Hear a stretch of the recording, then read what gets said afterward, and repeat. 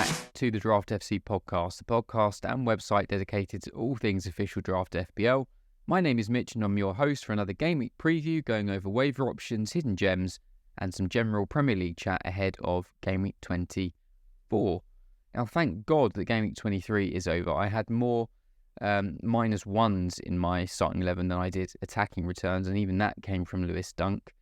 Some bizarre results in that game week, lots of goals, the usual lack of clean sheets. I did a bit of counting over the season so far to try and work out how many clean sheets we've been seeing on average. It currently stands at around 4 per game week. So that means if you were to pluck a defender at random out of the waiver pile, you've got about a 20% chance, based on that overall average, 20% chance of getting a clean sheet. More importantly, an 80% chance of picking out a dud. So just another factor, I think, showing how much the defender position, the value has really sunk like a lead balloon this year. And it's really the midfield that's carrying the majority of us through and the ones where really we can make the most difference. That being said, there are always clean sheets to be had. And if we can get the edge and try and pick them out, we can get even more of an advantage over our rivals. Now, I'm recording this episode on Wednesday, the 7th of February. So any team news, injury developments, or press conference info are up to date as of then, and of course subject to change. Some of the players we'll be discussing in this episode include Ansu Fati, Harvey Barnes, Davi Fofana, plus quite a few more, so let's get straight into it.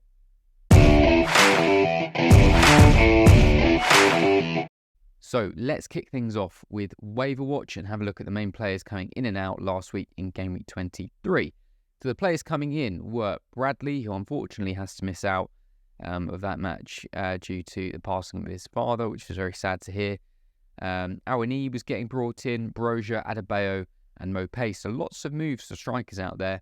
The players then leaving for them were Raul Jimenez, Levi Colwill, Pau Torres, Chris Wood and Archer. Looking at the fixtures, and the biggest news since the last pod is the addition of Liverpool against Luton for the 21st of February, which gives both clubs a double game week in game week 25.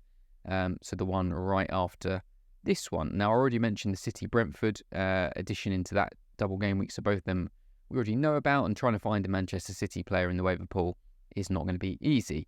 So for Liverpool, that means they've got Burnley at home this week, then they have Brentford away and Luton at home for their double. They do then blank after that, along with Spurs, Chelsea and Luton, so just bear that in mind. But that is a very nice 3 games in 2 game weeks for any of your Liverpool players. Luton have Sheffield United at home this week, and then a rather difficult double of Man United at home, Liverpool away. So I think even just purely based on that home game against Sheffield United this week, I guess we are going to have to waiver in some Luton players, and I'll be discussing a few of those in just a few moments' time. In terms of your 1 week punts, I like the look of Wolves at home to Brentford. I also like Forest at home to Newcastle in terms of their attacking players. And then also, maybe surprisingly, Chelsea away to Palace stands out to me. I think that's a good matchup for them, even with their struggles, given the personnel that are likely to be missing for Palace. And there are a decent handful of Chelsea players available in a lot of waiver piles out there. But let's get into the main picks. Let's start with those Luton options. Now, your Morrises, your Adebayos, both have more than 80% ownership in 10-team leagues. If you drop down to 8-team leagues, though, their ownership sits closer to the 30-35% mark, which means they're available in most of them. And I think for the majority of 8-team leagues out there, there are definitely going to be strikers who are worth dropping for either of them, at least for the next week or two, particularly given those the same next 2 game weeks at least. Doughty is the other big star. He's been pushing towards that sort of ownership level over the last few weeks now, and again will be pretty hard to come by in engaged draft leagues, particularly bigger ones, who have been on the ball with his form in recent weeks. I think the people's choice this week, though, will be Ross Barkley. 10-team ownership is just a smidge over 10%. And in 8-team leagues, his ownership is around 1%, which is pretty remarkable. Obviously, easily could have been put down in the hidden gem section. Besides Adebayo, he has the best non-penalty expected goal involvements per 90. in this Luton side at 0.41, which I know is hardly going to set the league alight, but for a team like Luton, that's a pretty impressive tally. Doughty's, for example, who we all love and rave about, his expected goal involvements, including assists, is around half that at 0.23, just to give it some context. So yeah, I expect Ross Barkley to be a very popular pickup. I've already had 1 or 2 questions in the DMs in which Barkley's name has been thrown out there, so I know he's already on lots of your minds already, and I wouldn't bet against him. Next is another player who I may have mentioned slightly too early on the pod a few weeks ago, and that's Harvey Barnes for Newcastle. Particularly given the number of us that have had to carry AFCON players, Asian Cup players, injuries, being able to have, held the likes of Harvey Barnes during the last month or so would have been a bit of a luxury, but he's back with a bang. Lovely finish from the edge of the box in their 4-4 draw against Luton.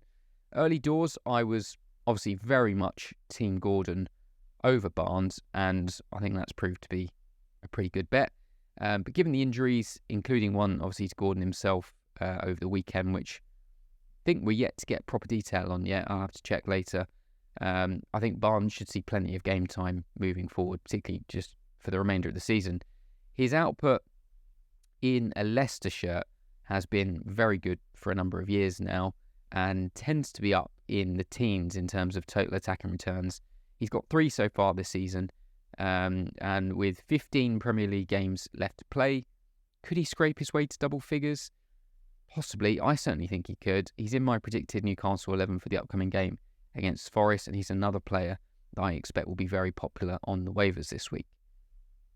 The other one I expect will be quite popular too, and again has been involved in a couple of questions I've had with you out there already, is Ansu Fati for Brighton. In 10-team leagues, his ownership is just 11%.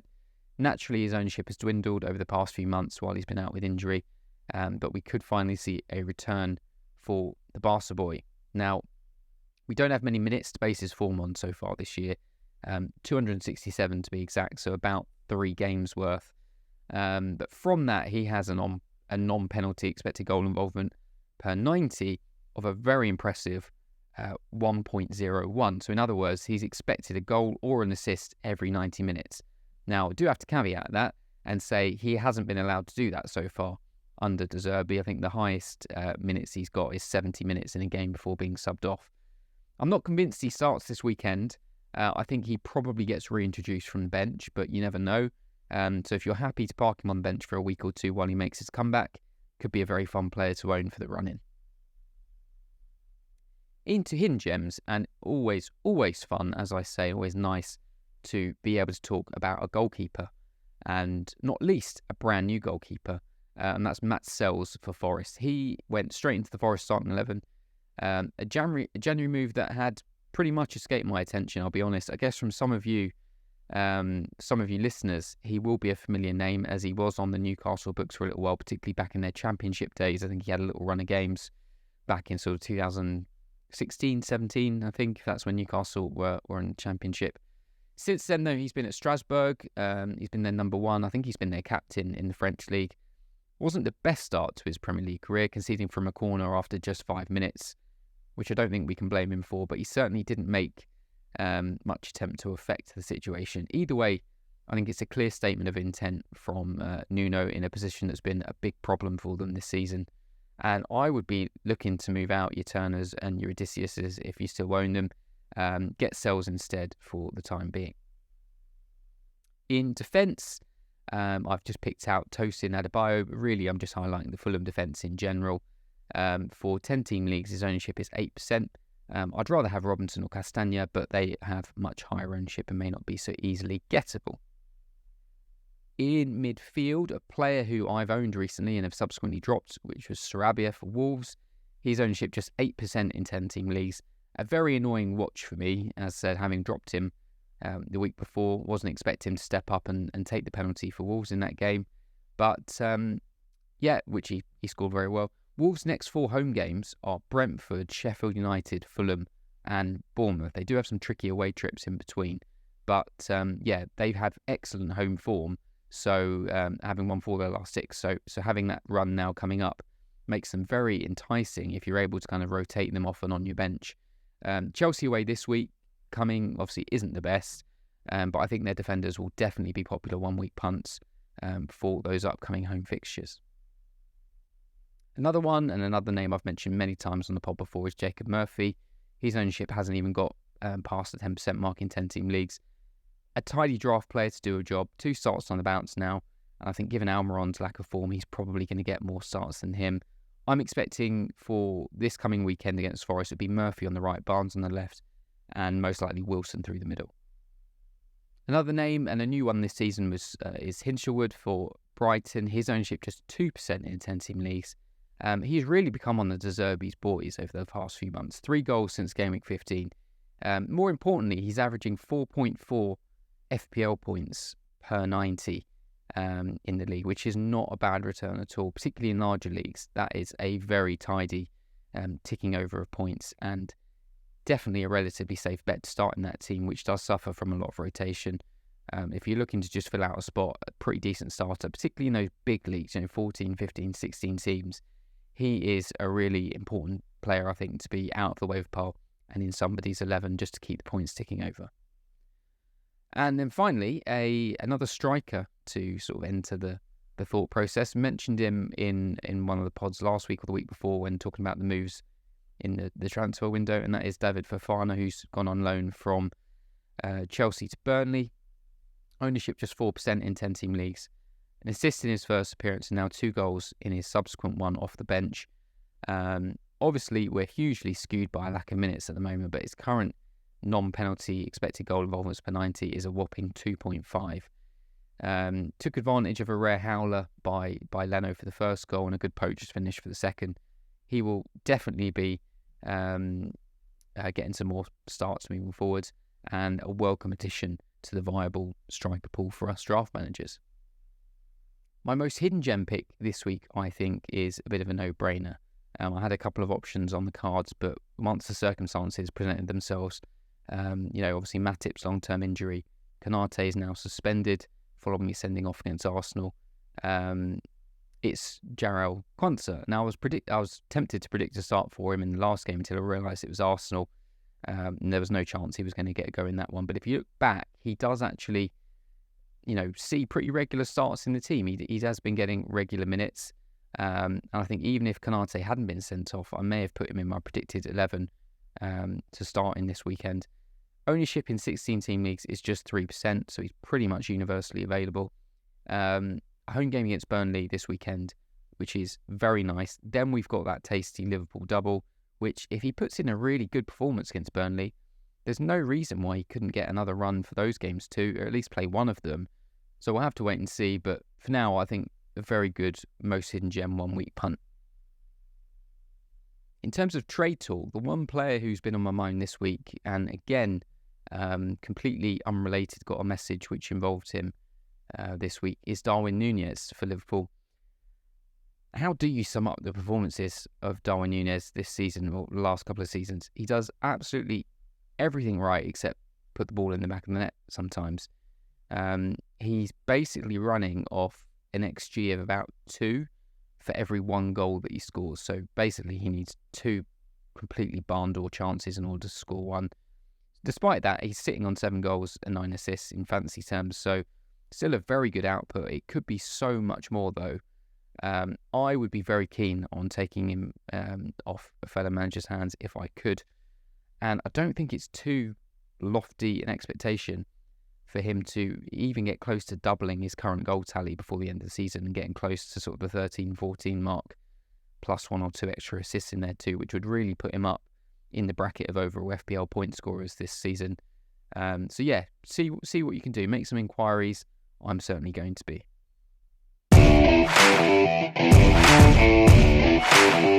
So that is it for this episode. A reminder that the waiver deadline will be processed at the usual time of 11 a.m. on Friday morning, ahead of a normal weekend of fixtures, starting with the Saturday lunchtime kickoff between Manchester City and Everton.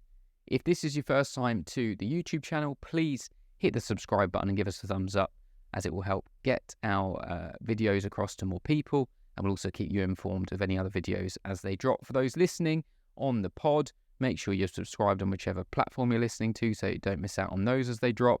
And for all of you, whether you're watching or listening, If you haven't gone to draftfc.co.uk before, please head over there. You can sign up for absolutely free for a month. Try it out with the code DRAFTFCPOD, which if you're watching will be flashing along the screen now. And you'll be able to take advantage of everything we've got going on there. Unrestricted access for the month for free, so you can try before you buy.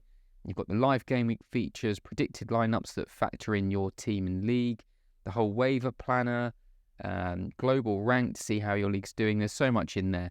Go and explore for yourselves.